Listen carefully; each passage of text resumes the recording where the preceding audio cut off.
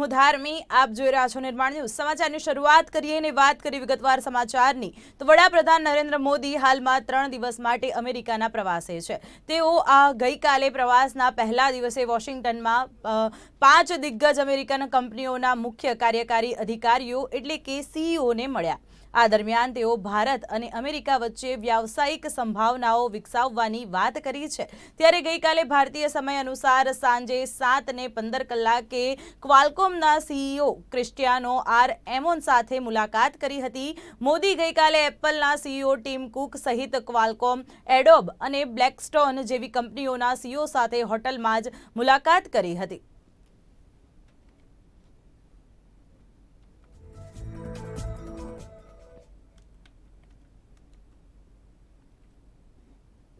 વડાપ્રધાન નરેન્દ્ર મોદી અમેરિકાના પ્રવાસે છે ત્યારે તેઓ વોશિંગ્ટન પહોંચ્યા હતા, જે એરપોર્ટ પર અમેરિકી અધિકારીઓ અને ભારતીય રાજદૂત તરણજીતસિંહ સંધુએ તેમનું સ્વાગત કર્યું હતું। સંધુએ નમસ્તે યુએસએ કહીને મોદીને શુભેચ્છા પાઠવી હતી। તો શનિવારે વડાપ્રધાન મોદી યુએનજીએના 76મા સત્રને સંબોધિત કરશે।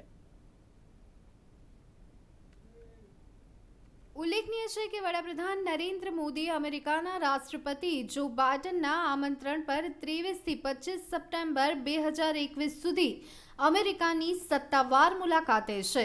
જોકે તે 22 સપ્ટેમ્બરની સાંજે જ રવાના થયા હતા। ગયા વર્ષે જો બાઇડન રાષ્ટ્રપતિ તરીકે ચૂંટાયા બાદ વડાપ્રધાન નરેન્દ્ર મોદીની આ પ્રથમ યુએસ મુલાકાત છે। જો કે આ પહેલા બંને નેતાઓ વચ્ચે 3 વખત વર્ચ્યુઅલ મીટિંગ થઈ ગઈ છે। માર્ચમાં ક્વાડ સમિટ, એપ્રિલમાં ક્લાઇમેટ ચેન્જ સમિટ અને જૂનમાં G7 સમિટ દરમિયાન વર્ચ્યુઅલ મુલાકાત થઈ હતી। શનિવારે વડાપ્રધાન મોદી યુએનજીએના 76મા સત્રને સંબોધિત કરશે। અત્યાર સુધીમાં સંયુક્ત રાષ્ટ્ર મહાસંઘમાં પ્રથમ વડાપ્રધાન જવાહરલાલ નહેરુ, એસ જયશંકર, મનમોહનસિંહ, અટલ બિહારી વાજપેયી, પૂર્વ વડાપ્રધાન મનમોહનસિંહ, પૂર્વ વિદેશ પ્રધાન સુષ્મા સ્વરાજ, વર્તમાન વડાપ્રધાન નરેન્દ્ર મોદીએ સંબોધન કર્યું છે। 20 ડિસેમ્બર 1956માં જનરલ એસેમ્બલી ન્યૂયોર્ક ખાતે સંયુક્ત રાષ્ટ્રમાં આપણા પ્રથમ વડાપ્રધાન જવાહરલાલ નહેરુએ સંબોધન કર્યું હતું। To get this hatred and prejudice and fear out of our minds. Nevertheless, unless we try to proceed in this way to get out this fear, we shall never succeed. Of that I am quite convinced. You meet here representatives of racial equality, something that is laid down in the principles of the United Nations Charter. It is well to repeat that because, strangely enough, that very principle is challenged even after all that has happened, even after what this United Nations Assembly has frequently said about it. Now, I do not speak on any particular aspect of that question, but I would beg to remind this Assembly of the larger and wider world aspects of this question. Obviously, large tracts of the world. તો યુએનની 57મી general એસેમ્બલીને આપણા પૂર્વ વડાપ્રધાન સ્વર્ગસ્થ અટલ બિહારી વાજપેયીએ હિન્દીમાં સંબોધિત કર્યો હતો। તેમણે આતંકવાદનો મુદ્દો વિશ્વ સમુદાય સમક્ષ મૂક્યો હતો। Of a terrible event, जिसने अंतर्राष्ट्रीय which focused the आतंकवाद के collective खिलाफ global consciousness. विश्व में एक सामूहिक चेतना जगा दी। आतंकवाद 11 सितंबर को ही शुरू नहीं हुआ था। उस दिन तो उसने विश्व स्तर पर अपने अस्तित्व का डंका बजाया था। उसने ये साबित कर दिया कि उसके लिए दूरी और ताकत कोई मायने नहीं रखती। क्योंकि भारत दशकों से आतंकवाद का शिकार होता रहा है, अतः हम अमेरिकी लोगों की पीड़ा को समझते हैं। भारत अमेरिकी लोगों की इस बात के लिए प्रशंसा करता है कि उन्होंने बड़े धैर्य और हिम्मत के साथ उस त्रासदी के दुष्परिणामों को झेला। हमने आतंकवाद के स्रोत पर जवाबी हमला करने के अमेरिका के साहस निर्णय का समर्थन किया है। अंतर्राष्ट्रीय समुदाय ने आतंकवाद से निपटने और उसके स्रोतों को बंद करने के लिए विश्व स्तर पर प्रयास करने हेतु कुछ सामूहिक निर्णय लिए हैं। संयुक्त राष्ट्र सुरक्षा परिषद का प्रस्ताव 1373 इन निर्णयों का सार देता है। परिषद की आतंकवाद विरोधी समिति को जानकारी एकत्र करने तथा कानूनी सहायता देने के अलावा अब उन देशों पर निर्णयों पर भी अमल करने के लिए जोर डाला जाना चाहिए जो आतंकवाद को आयोजित कर रहे हैं और आतंकवादियों को पनाह, धन, शस्त्र और प्रशिक्षण दे रहे हैं। हमारे दक्षिण एशियाई क्षेत्र में पिछले कुछ महीनों से परमाणु ब्लैकमेल, राज्य आयोजित आतंकवाद के तर्कश में एक नए तीर के रूप में उभर कर सामने आया है। इस तरह की भयावह धमकियां दी जा रही थी कि सीमा पार से आतंकवाद को समाप्त करने के लिए भारत द्वारा की गई कार्रवाई का जवाब परमाणु अस्त्र का प्रयोग करके दिया जाएगा। इस प्रकार के खुल्लम खुल्ला परमाणु आतंकवाद के सामने झुकने का अर्थ होता 11 सितंबर की त्रासदी के कड़वे सबक को भूल जाना। जहां तक भारत का संबंध है, हमने ये बात बार बार स्पष्ट की है कि हम युद्ध नहीं चाहते, चाहे वो पारंपरिक युद्ध हो अथवा कोई और।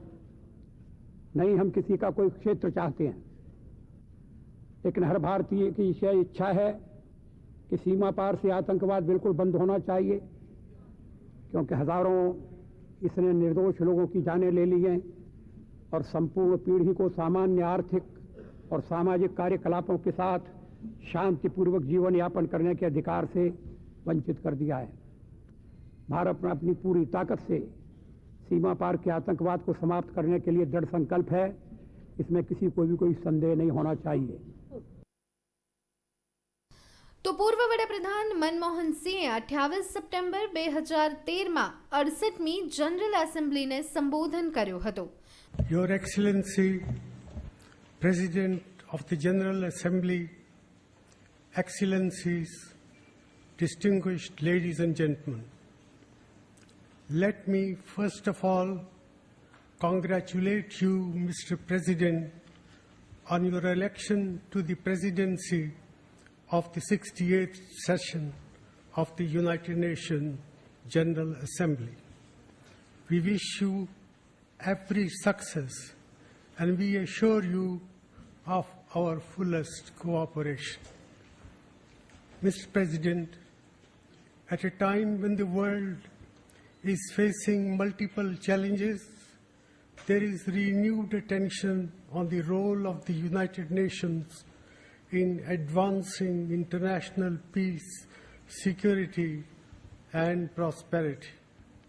However, never has skepticism about the United Nations' capacity to do so been higher, or the external environment less propitious for multilateralism. Nearly 7 decades of the work of the United Nations hold one simple lesson, and that is this: we are most successful when we adhere to the letter and spirit of the United Nations Charter, basing our decisions on the widest possible consent and balancing equitably the needs and responsibilities of nations at different stages and levels of development. In these 7 decades, the world has changed in fundamental ways. Asia and Africa are independent and resurgent. Countries are now not only more interdependent, but also face new and increasingly complex challenges. તો આપણા પૂર્વ વિદેશ પ્રધાન સુષ્મા સ્વરાજે 2 વખત યુએનમાં સંબોધન કરવાનો મોકો મેળવી ચૂક્યા હતા. બંને વખત તેમણે પણ હિન્દીમાં સંબોધન કર્યું હતું. 23 સપ્ટેમ્બર 2017 જનરલ એસેમ્બલીમાં 72મા સેશનને સંબોધન અને 29 સપ્ટેમ્બર 2018 જનરલ એસેમ્બલીમાં 73મા સત્રને સંબોધન કરીને વૈશ્વિક પડકારો અંગે પ્રકાશ પાડ્યો હતો. सभापति जी, आज का विश्व अनेक संकटों से ग्रस्त है. हिंसा की घटनाएं निरंतर बढ़ रही हैं, आतंकवादी विचारधारा आग की तरह फैल रही है, जलवायु परिवर्तन की चुनौती हमारे सामने मुंह बाए खड़ी है, समुद्री सुरक्षा पर प्रश्न चिन्ह लगा हुआ है। विभिन्न कारणों से अपने देशों से बड़ी संख्या में लोगों का पलायन वैश्विक चिंता का विषय बन गया है। विश्व की आबादी का एक बड़ा हिस्सा गरीबी और भुखमरी से जूझ रहा है। बेरोजगारी से त्रस्त युवा अधीर हो रहा है और पक्षपात से पीड़ित महिलाएं समान अधिकारों की मांग कर रही हैं। परमाणु प्रसार यानी न्यूक्लियर प्रोलिफरेशन का विषय पुनः सिर उठा रहा है और साइबर सुरक्षा पर भी खतरा मंडरा रहा है। इन संकटों में से बहुत से संकटों का समाधान करने के लिए हमने वर्ष 2015 में वर्ष 2030 तक का एजेंडा तय किया था। उसके 2 वर्ष बीत गए, 13 वर्ष बाकी है। यदि 13 वर्षों में वास्तव में हम इन लक्ष्यों की प्राप्ति करना चाहते हैं तो यथास्थिति से बाहर निकलना होगा। यथास्थिति बनाए रखते हुए हम इन लक्ष्यों की प्राप्ति नहीं कर सकते और इसलिए हमें अपने निर्णय प्रक्रिया में तेजी लानी होगी और कठोर फैसलों का साहस जुटाना होगा। मुझे प्रसन्नता है कि भारत ने इस संदर्भ में बहुत अभिनव पहल की है, बड़े बड़े साहसिक निर्णय लिए हैं और टिकाऊ विकास के लक्ष्य को केंद्र में रखते हुए अनेक योजनाएं बनाई हैं। આ ઉપરાંત 18 ઓગસ્ટ 2021 એસ જયશંકર વિદેશ પ્રધાન એસ જયશંકરે યુએન સિક્યુરિટી કાઉન્સિલની ન્યૂયોર્કમાં યુએન હેડક્વાર્ટરમાં ટેકનોલોજી અને પીસ કીપિંગ પર ઓપન ડિબેટની અધ્યક્ષતા કરી હતી, જેમાં તેમણે કહ્યું હતું કે 21મી સદીની શાંતિ જાળવણી ટેકનોલોજી અને નવીનતાના મજબૂત ઇકોસિસ્ટમમાં જોડાયેલી હોવી જોઈએ, જે જટિલ વાતાવરણમાં તેમના આદેશોનો અમલ કરવામાં યુએન શાંતિ જાળવણી કામગીરીને સરળ બનાવી શકે. Now, where India is concerned, we have a long history in peacekeeping. We have partnered with the UN and we have contributed to the rollout of the Unite Aware platform, which is a situational awareness software program that will utilize modern surveillance technology for real-time threat assessments to peacekeepers and help them obviously enhance their security.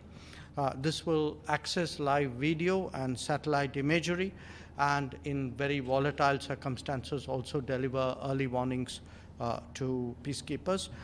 We intend to deploy this initially in 4 missions in Cyprus, Somalia, South Sudan and Mali. We believe that consistent training and capacity building is very important, and therefore to that end we have signed an MOU with the UN earlier today for partnership for technology in peacekeeping and with the UNC4ISR Academy. So we are hopeful that these initiatives of the Indian presidency will provide the UN peacekeepers with the wherewithal to implement their mandate and to secure them to the best possible effect. વડાપ્રધાન નરેન્દ્ર મોદીએ 26 September 2020માં general એસેમ્બલીના 75મા સત્રને સંબોધિત કર્યું હતું. It is a very special occasion also because this year the entire world is celebrating the 150th birth anniversary of Mahatma Gandhi. His message of truth and non-violence is very relevant for us even today for peace, development and progress in the world. Mr. President, this year witnessed the world's biggest election. In the world's biggest democracy, the highest ever number of voters voted my government into power for a second term with an even stronger mandate than before. And it is thanks to this mandate that I am standing here before you once again. However, the message that this mandate conveys has an even greater significance, a wider and more inspiring one. Mr. President, when a developing country is able to successfully implement the world's biggest sanitation campaign within the Clean India mission, building over 110 million toilets in just 5 years for its countrymen, all its achievements and outcomes are an inspirational message for the entire world. તો હાલ વડાપ્રધાન નરેન્દ્ર મોદી અમેરિકાના પ્રવાસે છે અને શનિવારે તેઓ યુએનજીએના 76મા સત્રને સંબોધિત કરશે. વડાપ્રધાન મોદીના કાફલામાં ઉચ્ચ સ્તરીય પ્રતિમંડળનો પણ સમાવેશ છે, જેમાં વિદેશ પ્રધાન એસ જયશંકર અને રાષ્ટ્રીય સુરક્ષા સલાહકાર અજીત ડોવાલનો સમાવેશ થાય છે.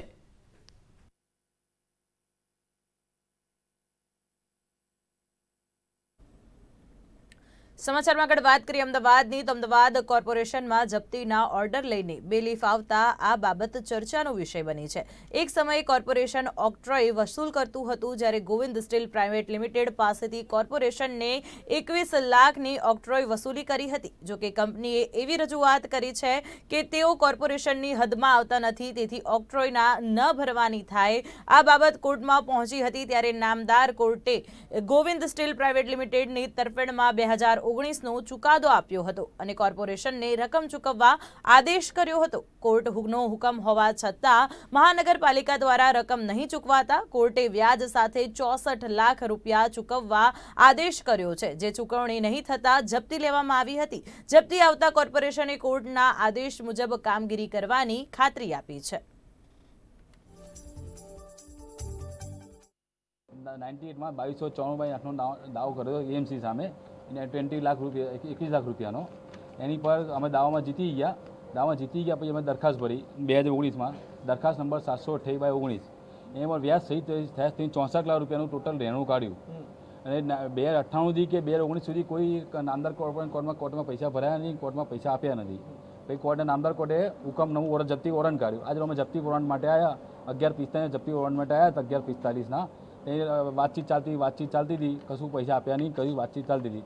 પછી નામના એ લોકોના અધિકાર શ્રી દીપકભાઈ પટેલે એવી બાંધેરી આપી છે કે 15 દિવસમાં અમે પૂરી રકમ ચૂકતી કરી દઈશું. અમે આ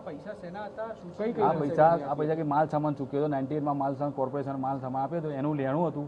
એ કોર્પોરેશને એ મશીનરીના પૈસા આપ્યા નહીં, એટલે પછી અમે દાવો કર્યો સિટી કોર્ટમાં 2294/98 ઓક્ટેના પૈસા હતા. Govind steel company, Govind steel private limited, એમના અધિકારી Govind steel private limited.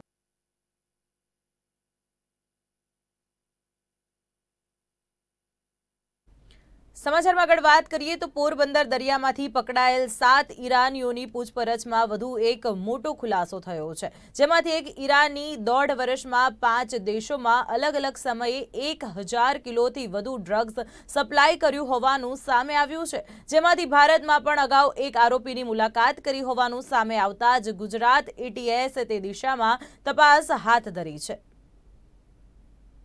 Gujarat એટીએસે દરિયાઈ સીમામાંથી 150 કરોડના ડ્રગ્સ સાથે પકડેલ 7 ઈરાનીઓની પૂછપરછમાં ચોંકાવનારા ખુલાસા થયા છે. પકડાયેલ આરોપી ઇબ્રાહિમ બક્ષીએ અલગ અલગ 5 દેશોમાં હેરોઇન સપ્લાય કર્યું હોવાનું સામે આવ્યું છે. આરોપી ઇબ્રાહિમ છેલ્લા 1.5 વર્ષમાં આશરે 1000 કિલોથી વધુ હેરોઇન અલગ અલગ સમયે 5 દેશોમાં સપ્લાય કર્યો હોવાનો ખુલાસો થયો છે.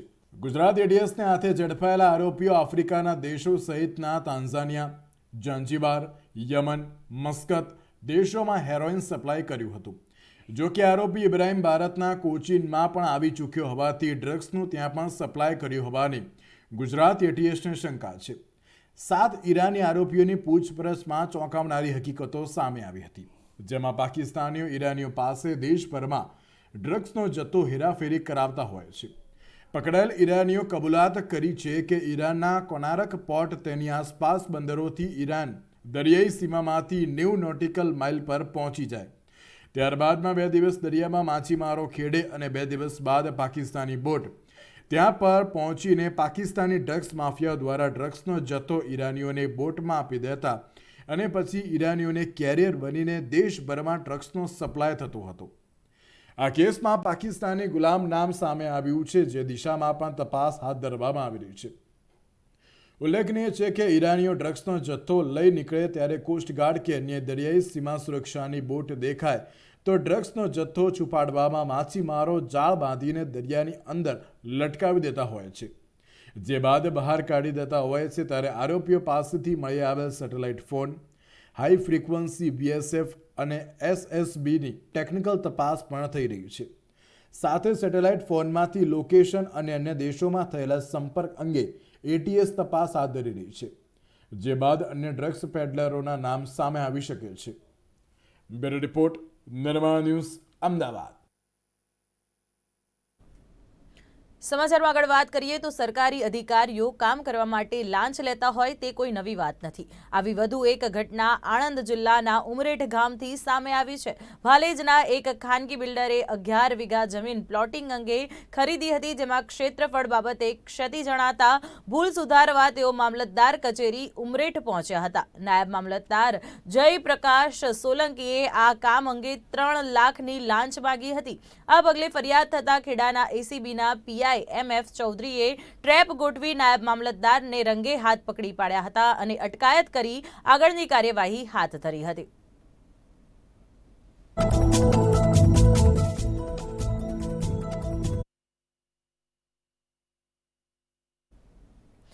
સમાચારમાં આગળ વાત કરીએ રાજ્યમાં કોરોનાના કેસની તો રાજ્યમાં કોરોના વાયરસના નવા કેસ યથાવત જોવા મળી રહ્યા છે. ત્યારે છેલ્લા 24 કલાકમાં ગુજરાતમાં કોરોના વાયરસના 26 નવા કેસ નોંધાયા છે. છેલ્લા 24 કલાકમાં રાજ્યમાં COVID-19ના કારણે એક પણ દર્દીનું મોત નથી થયું, જ્યારે 19 દર્દીઓ સાજા થઈને ઘરે પરત ફર્યા છે. ત્યારે રાજ્યમાં છેલ્લા 24 કલાકમાં અમદાવાદ શહેરમાં 5 કેસ નોંધાયા છે, જ્યારે સુરતમાં 7, વડોદરામાં 2 અને રાજકોટમાં 1 કેસ નોંધાયો છે.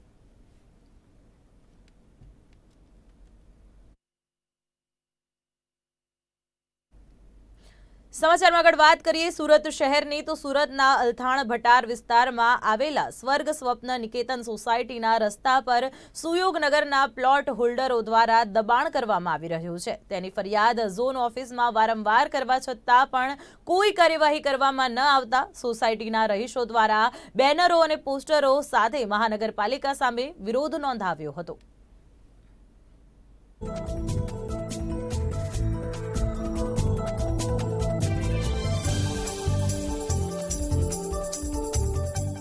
હવે આ સોસાયટીમાં આ ટીપી માટે વારંવાર રજૂઆત થયેલી છે. 2007થી ચાલુ જ છે અમારી રજૂઆતો. અમે સુયોગનગર જોડેથી 30 ફૂટનો રોડ વાપરવા માટે લીધેલો હતો. એની જગ્યાએ એ લોકોએ હમણાં 18થી 19 ફૂટનો રસ્તો આપેલો છે અને 10 ફૂટના રસ્તા ઉપર દબાણ થયેલું છે. એ કમ્પાઉન્ડ વોલ જ છે. અમારી સોસાયટીની અંદર એક સ્કૂલ આવેલી છે, તેની અંદર 1000થી 1200 વિદ્યાર્થી ભણે છે. હવે કાલે ઉઠીને કોઈ તકશીલા જેવો પ્રોબ્લેમ ના થાય અને ફાયર બ્રિગેડ પણ અંદર એલાઉ થઈ શકે એવું નથી, રસ્તો નથી. 3 ટર્નિંગ આવેલા છે.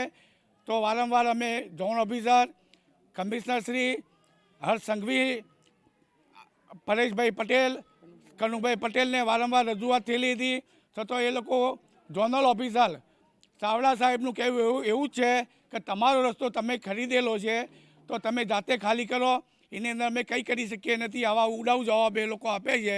પરેશભાઈ તો કહેલું ભાઈ આનો કોઈને કોઈ તમે રસ્તો આપો, છતાં એ લોકો કંઈ રસ્તો કાઢતા નથી. અમને પણ વારંવાર એ લોકોએ ચાવડા સાહેબે કહ્યું છે ચલો તમને આજે મિટિંગ કરાવું, કાલે કરાવું, તેમ કરતાં કરતાં આજે 2 મહિનાથી મિટિંગ કરાવતા નથી. અને એમનું કંઈ ને કંઈ અહીંયા બાંધકામ ચાલે છે. તો એ લોકો 14/45નો પ્રોજેક્ટ છે, છતાં 14/75નું બાંધકામ કરી રહેલા છે હાલ. તો એને પણ રોકાવા માટે મેં વારંવાર જાહેર કર્યું છે ભાઈ અમારો રસ્તો ખુલ્લો કરી ભલે એમનું બાંધકામ ચાલુ રાખે, અમને કોઈ તકલીફ છે નહીં.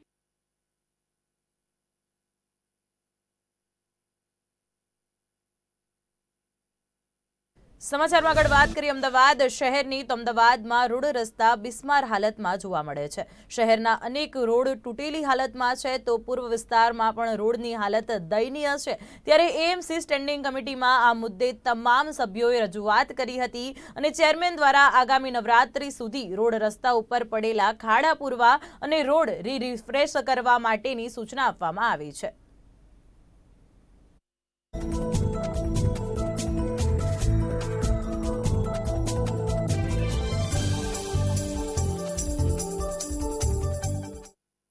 અમદાવાદ શહેરમાં પુષ્કળ પ્રમાણમાં વરસાદના કારણે રોડ રસ્તા ધોવાયા છે.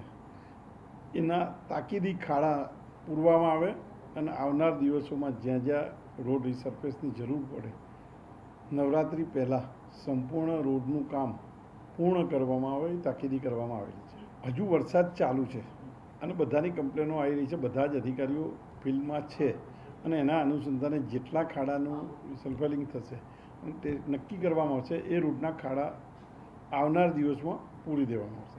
વરસાદના કારણે જે રોડ રસ્તા ધોવાયા છે એનું સર્વેનું કામગીરી નીચેના એન્જિનિયરિંગ વિભાગવાળા કરી રહ્યા છે.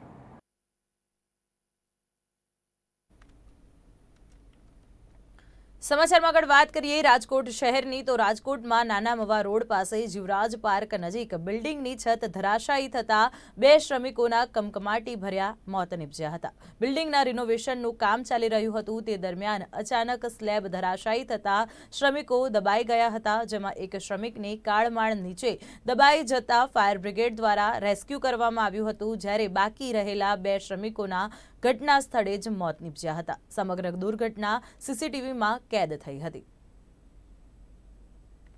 સામે આવ્યું છે, જેમાં ગેરકાયદેસર બિલ્ડિંગના રિનોવેશન દરમિયાન દિવાલ ધરાશાયી થતા 2 શ્રમિકોએ પોતાનો જીવ ગુમાવવાનો વારો આવ્યો છે. રાજકોટ શહેરના નાના મવા રોડ ઉપર જીવરાજ પાર્કમાં મહાદેવ મંદિર પાસે આવેલા 5 માળના બ્લોસમ એપાર્ટમેન્ટમાં ડી વિંગમાં રિનોવેશનનું કામ ચાલુ હતું, ત્યારે આ બિલ્ડિંગમાં ગેરકાયદેસર પ્રવેશ બનાવવામાં આવતા હતા. ત્યારે આજરોજ અચાનક ચોથા માળે સ્લેબ ધરાશાયી થતાં ત્યાં કામ કરતા 3 શ્રમિક શિવાનંદ, રાજુ, ખુશાલભાઈ સાગઠિયા અને સૂરજકુમાર કાટમાળ નીચે દબાઈ ગયા હતા. જોકે શિવાનંદ અને રાજુનું ઘટનાસ્થળે કમકમાટી ભર્યું મૃત્યુ નિપજ્યું હતું, જ્યારે સૂરજકુમારને ઈજા પહોંચતા સારવાર માટે હોસ્પિટલ ખસેડવામાં આવ્યો હતો. ત્યારે મહાનગરપાલિકા દ્વારા આ ગેરકાયદેસર બાંધકામ કરવા માટે 5 દિવસ પહેલા જ બ્લોસમ એપાર્ટમેન્ટમાં નોટિસ ફટકારી હતી અને ગેરકાયદેસર બાંધકામ બંધ કરાવ્યું હતું. અમે જતા છૂટક મજૂરીએ જીવરાજ પાર્કમાં સ્લેબ પડતા અકસ્માત થવાથી ડેથ પામેલ છે. સ્લેબ ખોલતા હતા, સ્લેબ પડી ગયો માથે. આ અકસ્માતે એકારે પડ્યું અને અવાજ આવ્યો જોરદાર, એટલે અમે બધા ત્યાં જોવા ગયા. એટલે પેલા નીચે જ બેઠા હતા, એટલે જોવા ગયા તો 3 મજૂર હતા, એમાં 2 તો અંદર દટાઈ ગયા હતા સ્લેબમાં. એને કાઢ્યા ને એક મજૂર રોડ ઉપર પડ્યો. એટલે પછી 108 ને બોલાવી એટલે 3ને લઈ ગયા. એટલે એવું જાણવા મળ્યું છે કે 2 મજૂર ઓફ થઈ ગયા છે અને 1 હજી સારવારમાં છે. જીવરાજ પાર્કના બ્લોસમ બિલ્ડિંગમાં બનેલી આ ઘટનાથી સ્થાનિકોમાં ભયનો માહોલ સર્જાયો હતો. ત્યારે આ ઘટનાને લઈને સમગ્ર મામલે પોલીસે વધુ કાર્યવાહી હાથ ધરી હતી. ત્યારે આ બિલ્ડિંગને ગેરકાયદેસર બાંધકામને લઈને નોટિસ અપાઈ હોવા છતાં વધારાનું બાંધકામ કરવામાં પોલીસે આ મામલે કાયદેસરની પ્રક્રિયા હાથ ધરી છે. રાજકોટમાં ગેરકાયદેસર બાંધકામે 2 શ્રમિકોનો જીવ લીધો છે. સીધા જ હું આપને દ્રશ્યો દેખાડવા માંગીશ કે જીવરાજ પાર્ક નાના મવા સ્થિત આ જે બિલ્ડિંગ છે, બ્લોસમ એપાર્ટમેન્ટ નામનું જે આ બિલ્ડિંગ છે, કે ત્યાં આ ઘટના બનવા પામી હતી. જે રીતે હું આપને દ્રશ્યો દેખાડવા માંગીશ કે આ બ્લોસમ બિલ્ડિંગ 5 માળનું બિલ્ડિંગ છે, કે ત્યાં રવેશનું જે બાંધકામ છે તે થતું હતું અને ત્યાં આજરોજ જે શ્રમિકો કામ કરવા આવતા હોય છે તેના ઉપર જ આ સ્લેબ છે તે પડવાથી 2 શ્રમિકોના મોત થયા છે. તો અન્ય જે એક જે શ્રમિક છે તેને રાજકોટ સિવિલ હોસ્પિટલ ખાતે સારવાર માટે ખસેડવામાં આવ્યો છે.